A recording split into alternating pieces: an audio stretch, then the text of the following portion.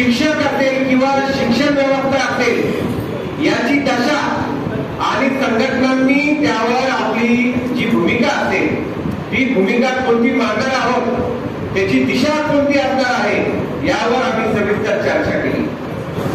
आणि ही चर्चा करत असताना आपण सर्व बुद्धिजीवी वर्ग आहोत, कारण एक शिक्षक जे करू शकतो ते इतर कुणीही करू शकत नाही।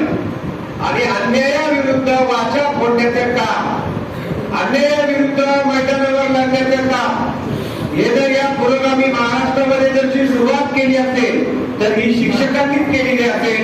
या अधोरेखित करणं आजच्या दिवशी अतिशय महत्वाचं वाटतं। या काळामध्ये, या इतक्या काळामध्ये अनेक प्रकारच्या शिक्षकांच्या आणि शिक्षकेतर कर्मचाऱ्यांच्या समस्या आपल्याला बघायला मिळतात। मी काही तुम्हाला आकडेवारी तुमच्यासाठी घेऊन आलेलो आहे की राज्याच्या अर्थमंत्र्यांनी एक वक्तव्य केलं होतं। या वक्तव्यामध्ये ते म्हणतात की एका शासकीय कर्मचाऱ्याच्या पगारामध्ये 3 लोक काम करू शकतात। या आत्ता आलेलं त्यांचं स्टेटमेंट आहे।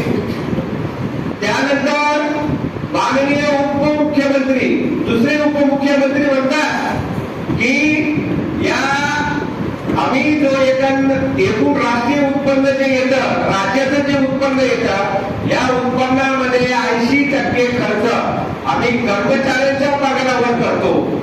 हे जे स्टेटमेंट असतील हे स्टेटमेंट काय दर्शवतात तर जे काही खासगीकरण होतंय या खासगीकरणाचं समर्थन करणारे हे स्टेटमेंट आपल्याला दिसतात। यामध्ये 11 डिसेंबर 2020 मध्ये शिपायांची पदे बरखास्त करण्यात आली। त्यावेळेस संघटनांनी एक स्टँड घेतला पाहिजे होता, याच्या विरोधामध्ये आवाज उठवायला पाहिजे होता, परंतु आपण एक शिपायाची पदे म्हणून त्याकडे दुर्लक्ष केलं। 2020 गेला, 2012 पासून ऑलरेडी शिक्षक भरती बंदच आहे। 2020 पासून परत त्याच्यावर बॅन लागलेला आहे। त्यानंतर 2004 पासून जी काही शिक्षकेतर कर्मचाऱ्यांची भरती असेल किंवा पदोन्नती असेल ती पदोन्नती सुद्धा आरोग्य बंद आपल्याला बघायला मिळते। आणि या मध्ये एक नवीन एनईपी धोरण आलेलं आहे, नवीन एज्युकेशन पॉलिसी आपण स्वीकारण्याच्या उंबरठ्यावर आहोत। परंतु मी एक नमूद करतो की जे दक्षिणात्य काही राज्य असतील या राज्यांनी स्वतःचा शैक्षणिक धोरण तयार केलेलं आहे आणि त्या धोरणानुसार त्याला किती निधी द्यायचा आणि कशा प्रकारे वाटचाल करायची या पद्धतीचं धोरण ठरवलेलं आहे। परंतु आपल्या महाराष्ट्र राज्याने असा कोणताही वेगळ्या प्रकारे वाटचाल करायची या पद्धतीचं धोरण ठरवलेलं आहे। परंतु आपल्या महाराष्ट्र राज्याने असा कोणताही वेगळा विचार न करता जे एनईपी आहे हे जसं तसं स्वीकारण्याचं काम ते करत आहेत। आणि आता जी समूह शाळा पद्धती आहे ती रुजवण्याचं काम हे सरकार करत। असं म्हटलं जातं की India is fastest growing economy in the world. Bharat हा आर्थिक क्षेत्रामध्ये एक उगवणारा तारा किंवा उगवणारा देश म्हणून भारताकडे बघितलं जात आहे। आणि आता भारताची जी इकॉनॉमी आहे ही 3ऱ्या क्रमांकावर आलेली।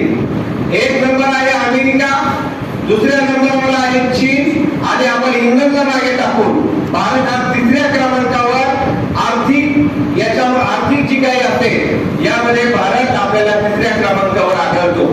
परंतु मला दुर्दैवानं मित्रांनो सांगावं वाटतंय की केंद्रीय मागच्या अर्थसंकल्पामध्ये जो काही चालू वर्षाचा जो शिक्षणावरील जो निधी असेल तो निधी होता 1,04,278 कोटी रुपये इतकी तरतूद केली।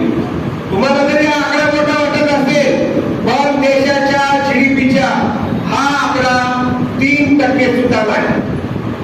आपण सर्वांना माहिती आहे की 10% जो निधी असतो हा शिक्षणावर जर खर्च केला तर कोणत्याच राज्याला आणि कोणत्याच देशाला कोणत्याही प्रकारची अडचण येणार नाही आणि कोणत्याही प्रकारचा शिक्षकांची अवहेलना असेल ही होणार नाही।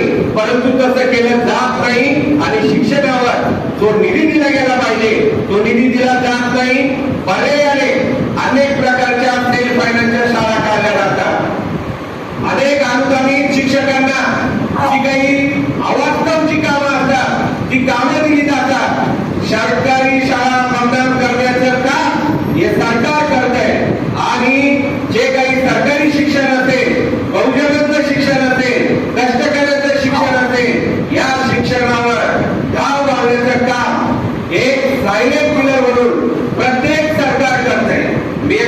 कोणाला डोस देणार नाही.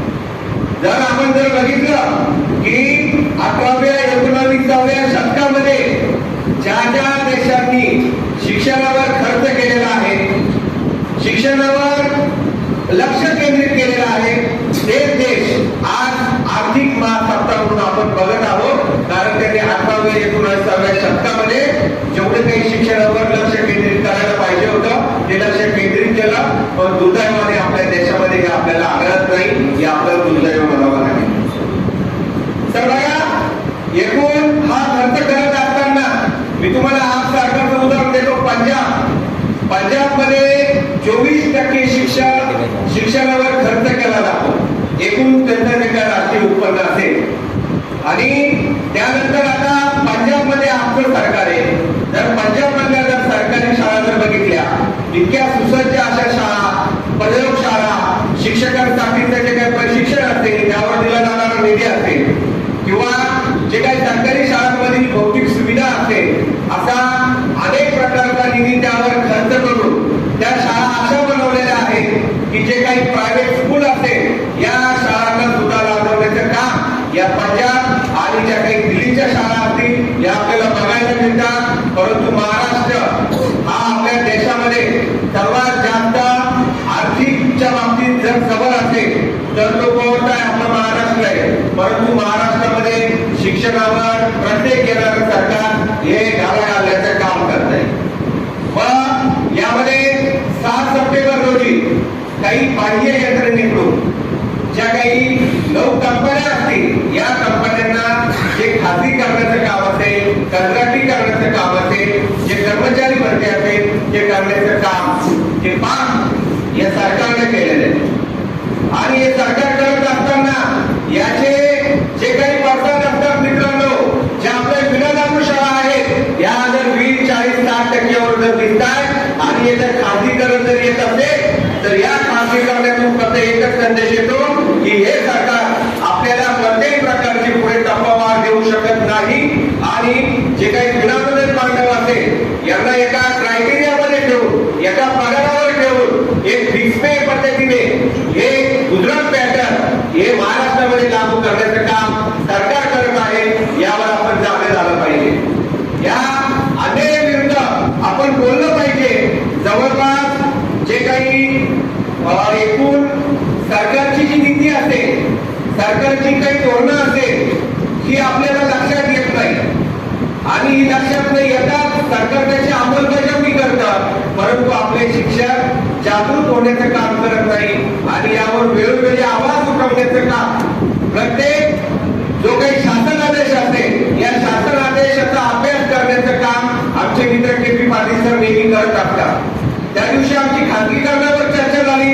खाजगीकरणाचं प्रकरण आमच्या नाशिक जिल्ह्यातील दिंडोरी तालुक्यातील जे गाव आहे हे वाक्य तुम्ही बघितलेले असतील.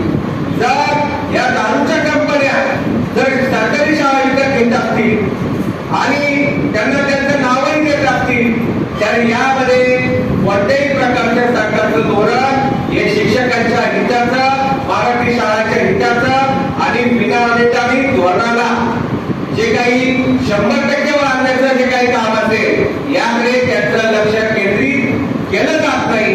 आणि हे विषय बाजूला ठेवण्याचं काम शासन वेळोवेळी करीत आहे. आपण इतर संघटनांच्या माध्यमातून आपण यावर वेळोवेळी आवाज उठवणं गरजेचं आहे. आणि आवाज उठवत असताना या सरकारला आपण जमिनीवरची लढाई लढून, ऑन द ग्राउंड लढून या सरकारला आपण आवाज देऊन या सरकारला जाब विचारायला पाहिजे की शिक्षणाची जी काही वाताहत करण्याचं काम सरकार करत आहे. येणाऱ्या काळामध्ये के.पी. पाटील सर या अनेक विषयांवर आपल्याला येऊन चर्चा करून आणि मैदानावरची लढाई करून आणि मैदानावरची लढाई लागणार आहे. त्याशिवाय पर्याय आपल्याकडे राहिलेला नाही. तुम्ही जर संच मान्यतेचे निकष बघितला, आतापर्यंत अनेक संच मान्यता क्लिअर झालेल्या आहेत, काही भागाच्या बाकी आहेत. तर मला एका मंत्रालयाच्या अधिकाऱ्याशी बोलणं झालं. त्यांनी एक अंदाजे आकडे दिला की जवळपास 35% शिक्षक हे अतिरिक्त होण्याच्या मार्गावर आहेत.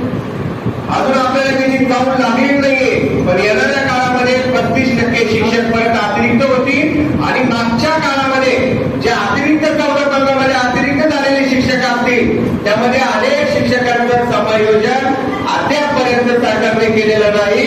ज्यावेळेस ते 35% समायोजन करण्याचं काम सरकार करेल असं मला वाटत नाही. आणि आपण वेळोवेळी येऊन या प्रश्नांवर आवाज उठवू. आपण बुद्धिजीवी वर्ग आहोत. आपल्याला आपल्याला झालेल्या अन्यायाची जाणीव झाली पाहिजे आणि ही जाणीव आपण आपल्या गावामध्ये, आपल्या तालुक्यामध्ये, आपल्या जिल्ह्यामध्ये करून देणं गरजेचं आहे. आणि जे काही खासगीकरणाचा भाग असेल, विनामूल्य जे धोरण असेल, हे धोरण 20-40% परवाच्या दिवशी शिक्षण मंत्र्यांनी सांगितलं म्हणे यांना आम्ही आता तर दिलंय म्हणे. या 1 जानेवारी 2023 मध्ये दिलंय 1100 कोटी दिले. आता हे कोणतं अनुदान मागताय? म्हणजे या सरकारची जी काही संवेदना आहे ती संवेदना पोतड झालेली आहे. परंतु मी या स्वाभिमानी शिक्षक संघटनेच्या या वर्धापन दिनाच्या व्यासपीठावरून त्या सरकारला सांगू इच्छितो, ज्या शिक्षकांनी आपल्या संसाराची राखांगोळी केली, माती केली आणि आपल्या संसाराची आयुष्याची माती करून आणि या ज्ञानार्जनाचं काम केलं, त्यांना जर तुम्ही छातीला माती लावून आम्ही किती देत आहोत असे जर वक्तव्य करत असेल तर या सरकारच्या अहंकाराची माती केल्याशिवाय महाराष्ट्रातलं सरकार राहणार नाही हे मी तुम्हाला सांगू इच्छितो.